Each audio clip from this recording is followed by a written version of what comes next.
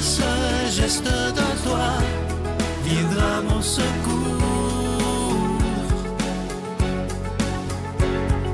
Viens semer dans mon âme le grain de l'amour.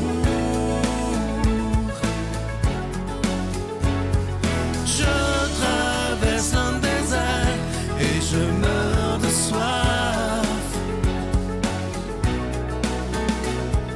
Montre-moi le mystère qui garde la foi. Bon mercredi, bienvenue à votre émission La Victoire d'amour. Comme à toutes les semaines, on rejoint quelqu'un qu'on aime beaucoup, notre amie Geneviève, et l'homélie est faite par le révérend Joël Lapierre.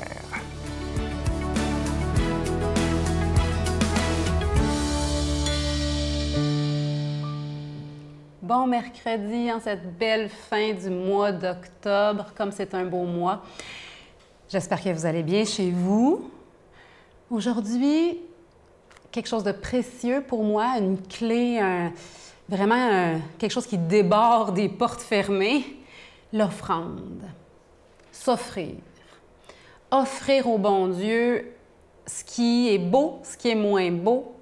Tout lui appartient. J'en parle un petit peu, page 59-60, dans mon petit livre.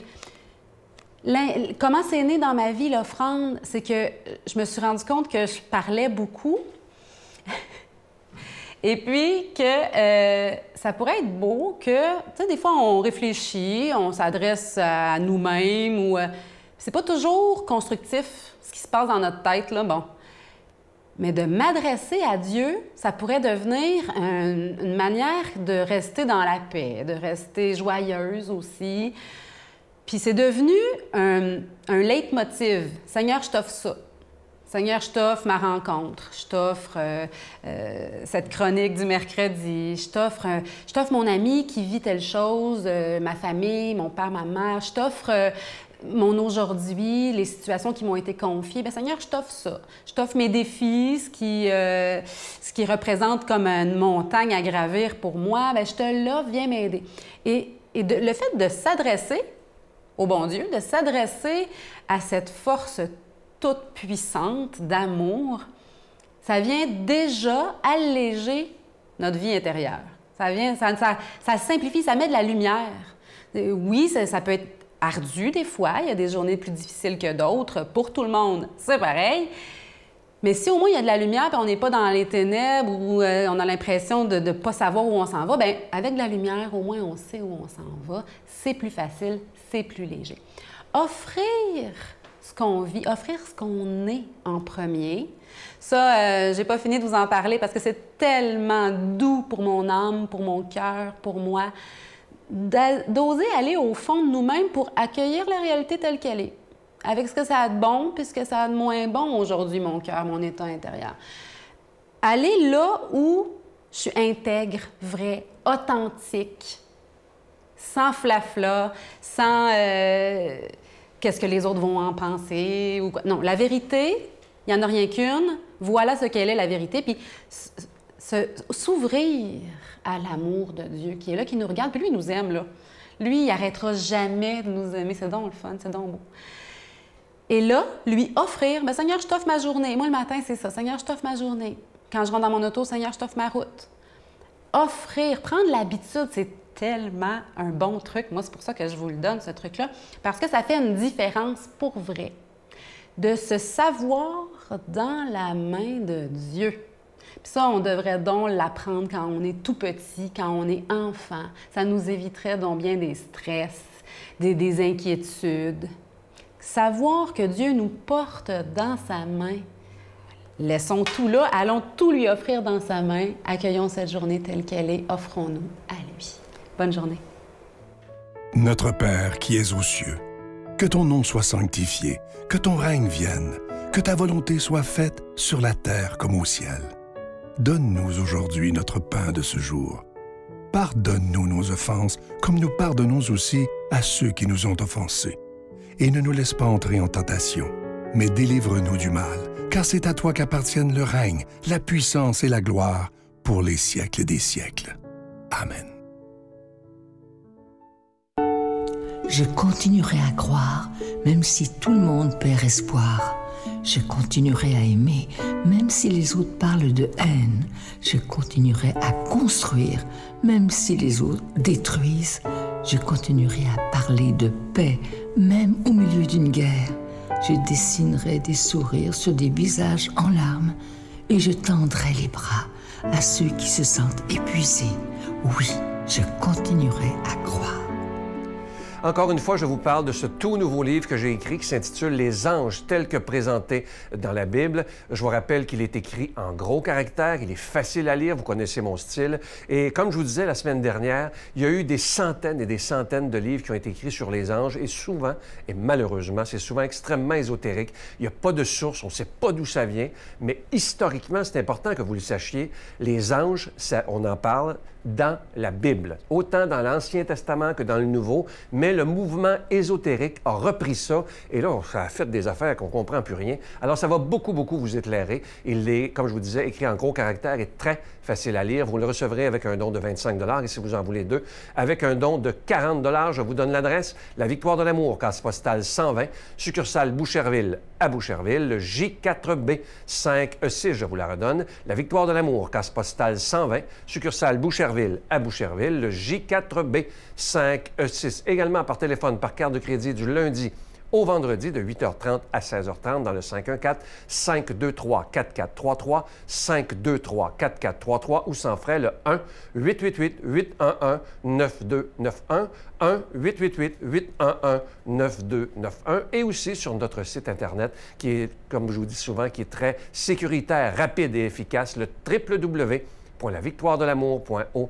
Alors, je vous rappelle ce tout nouveau livre qui s'intitule « Les anges tels que présentés dans la Bible ». Vous le recevrez très rapidement.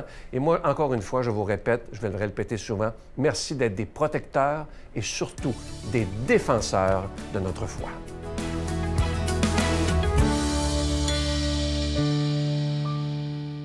Mon Dieu, donnez-moi la sérénité d'accepter les choses que je ne peux changer, le courage de changer les choses que je peux et la sagesse d'en connaître la différence.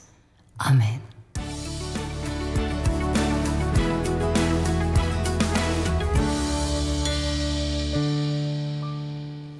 Bonjour. Je vous invite à prendre une Bible, si vous avez une Bible à la maison, et de lire avec moi dans l'Évangile selon saint Luc. Et on est au chapitre 13, vers la fin du chapitre, au verset 22, qui va comme suit. Il passait par villes et villages, enseignant et faisant route vers Jérusalem. Voilà notre contexte. Jésus est en chemin et en fait, à partir du chapitre 9, 10 jusqu'au chapitre 19, c'est la longue marche vers Jérusalem. Ces 10 chapitres qui donnent au cœur du livre de Luc le cœur de Jésus alors qu'il est en chemin vers le sacrifice pour chacun d'entre nous. Il livre son cœur et là, ici, sur cette route, il enseigne sur les chemins et quelqu'un lui dit cette question. « Seigneur, n'y aura-t-il peu de gens qui seront sauvés? » Ouf, toute une question. Est-ce qu'il y aura que peu de gens qui seront sauvés? Et l'expression ici, « être sauvé », est synonyme dans le texte ici de pouvoir entrer dans le royaume de Dieu. Donc, être sauvé, c'est d'être pardonné par Dieu, c'est d'être délivré de notre corps mortel et de pouvoir entrer dans le royaume de Dieu, pardonné, accueilli par le Père céleste. C'est une question primordiale pour vous et moi, chers amis. Est-ce qu'il y a peu de gens qui vont entrer?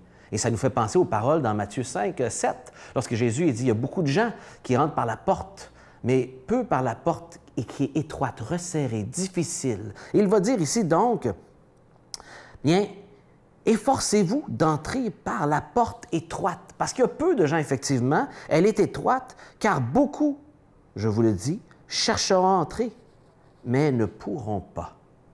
Donc, c'est une minorité qui vont répondre à l'invitation de Jésus, à l'invitation du Père céleste, et d'entrer par cette porte étroite. Cette porte étroite est Jésus lui-même. Une porte aussi resserrée, où il y a des difficultés. Et le mot utilisé ici, c'est le mot « lutter », « agoniser ». littéralement en grec, dans notre langue française, le mot agonie, agoniser. On sait que notre Seigneur Jésus, lorsqu'il était en chemin et qu'il a même été anxieux, agonisait dans le jardin de Gethsémani en préparation, dans son angoisse, sachant qu'il allait mourir et souffrir pour nous. Il nous invite à suivre le même chemin que Jésus. C'est un chemin difficile, ce chemin, mais c'est le bon chemin qui mène à la vie éternelle. Mais il est difficile, il dit, il va le falloir agoniser, comme notre maître. Et n'est-ce pas ça, être un disciple de Christ, être un chrétien, celui qui suit le Christ, de suivre son chemin? Et voici ce qu'il dit.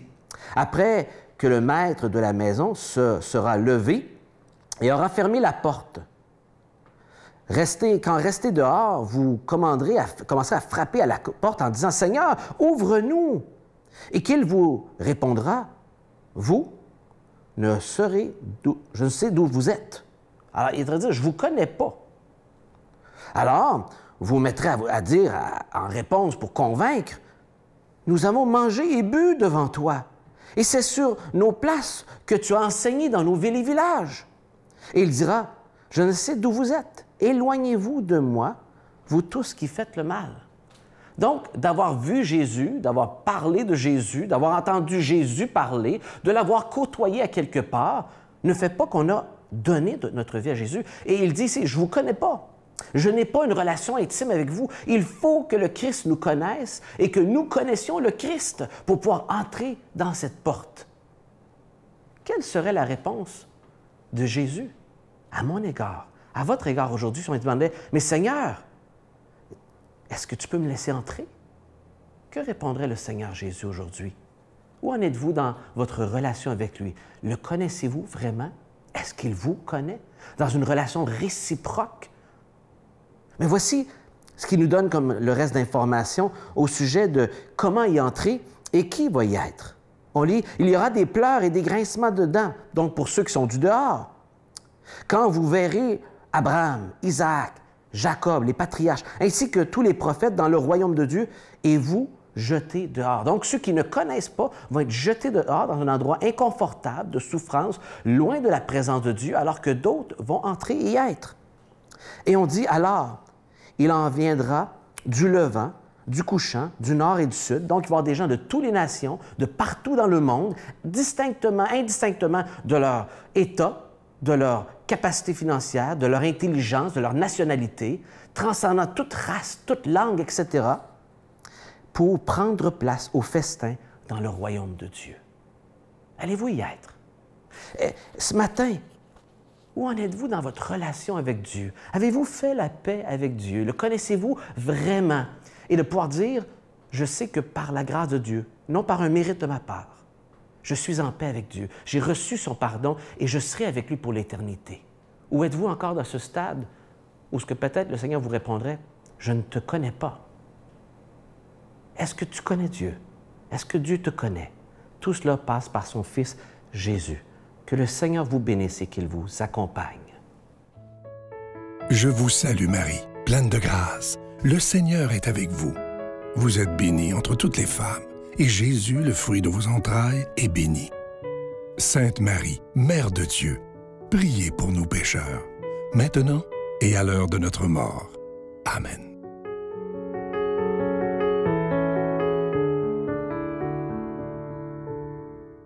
Je vous laisse avec un beau petit texte qui dit ceci. Écoutez bien. Une belle vie, c'est quand vous ne présumez de rien.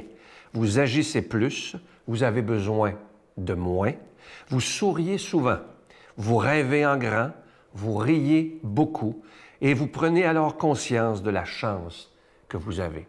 Et ça, c'est vrai, on ne prend pas assez conscience juste du bonheur d'être en vie.